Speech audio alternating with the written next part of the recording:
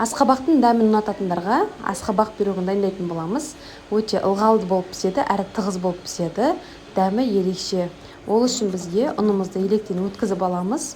Үстіне 10 грамм разрыхлителімізді қосып, шым-шым тұз саламыз. Барлығын бір араластырып аламыз. Құрғақ құрамдарымызды бөлек ыдысқа 2 жұмыртқамызды қосып, үстіне шекерімізді қосып, венчиктің көмегімен жақсылап араластырып аламыз. Үстіне алдын ала өлшеп қойған сұйық майымызды құямыз. Тағы да бір венчиктің көмегімен жақсылап араластырып аламыз. Асқабағымызды алдын ала сыртын ашып, ішін тазалап, барлығын осылай дайындап қоямыз. Бізде бұл жерде 300 грамм асқабақ. Енді үккіштің көмегімен осылай өткізіп аламыз. Блендер болса, блендермен үгітіп алуға болады. Біздің міне асқабағымыз барлығын өткіздік. Енді жаңағы дайындап қойған сұйықтығымыздың үстіне үгітілген асқабағымызды түгелдей саламыз.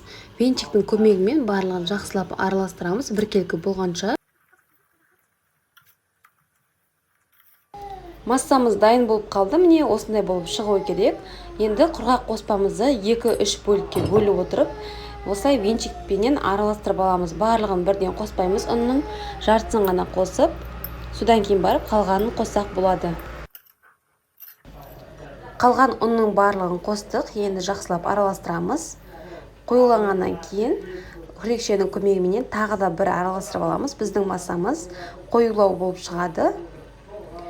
Енді барлығы дайын болғаннан кейін 20 немесе 22 диаметрлік формамызға барлығын құйып шығамыз. Құйғаннан кейін бетін жақсылап тегістеп жібереміз күрекшенің көмегімен. Достар, менің осы бейнемнің астында басқа да тағам түрлерін, тәтті түрлерін көре аласыздар. Каналыма тіркелуді ұмытпаңыздар. Алдағы уақытта сіздермен қызықты рецепттермен бөлісетін боламын. Қызып тұрған пеште 180 градуста 40 минут пісіріп аламыз. Міне бізде уақыт өтті. Енді осындай таяқшаның көмегімен іші піскен піспегенін 40 минут өткеннен кейін қараймыз. Жабыспауы керек. Сол кезде дайын болды деген сөз.